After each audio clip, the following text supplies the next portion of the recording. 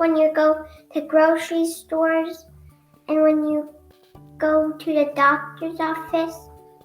I want people to know COVID is very well still here and it'll always be here.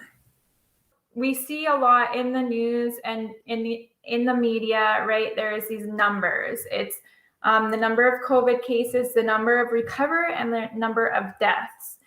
And but recovery numbers aren't showing all of these people that are having all of these issues after COVID. So yes, they're recovered, which thank God, right?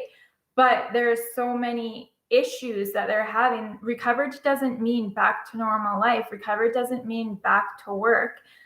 Recovered doesn't mean that you don't have all these other health issues that you're dealing with now. My daughter Sue was there every single day with me, and it's not a nice thing to go through. It was, I'm kind of glad I don't remember a lot of things because apparently it wasn't very nice. So they had to call the family in, I think 3 times because they didn't think I was going to make it. And being intubated twice and having to learn to walk and talk and swallow and eat and everything all over again. It was very, very, very tough.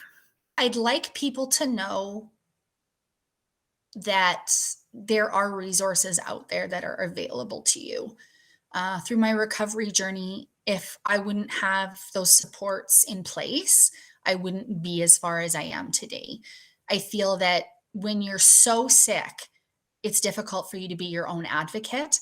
So having those resources and knowing where to find them is really important. A lot of people just don't understand or can't relate because they haven't dealt with something like an autoimmune disease or certain things like that. So the wide range of symptoms that you go through, the brain fog, I wasn't able to even remember a celebrity's name. I'd see a picture of an A-list celebrity. I couldn't even remember who they were. With the onset of the COVID, maybe that is handled fine. Maybe you do make it through fine. We take our vitamins and we're healthy, so we think everything will be fine, right? And that's what I thought until a month later when it all came back to me. And I felt it kind of take over my body, or I didn't even recognize my body anymore. The one thing is to explore other resources. So I'm in the healthcare profession, and I didn't really understand what physiotherapy or occupational therapy did.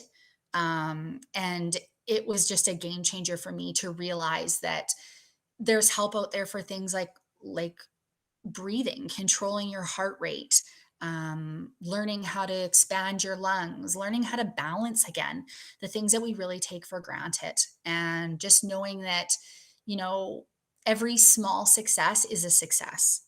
That, I made lunch today and that's a success. Or, I drove my car for the first time since I've been diagnosed. That's a success. So really just kind of surrounding yourself with people that are going to give you the best recovery path possible. It is not a common cold. It is not just a flu. It's not the flu at all. It's a very serious virus.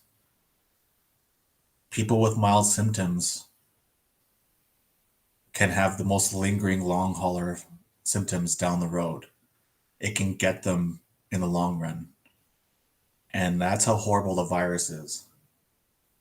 Some people will just get a few sniffles and they'll brush it off. Some people end up in the ICU. Don't take the chance.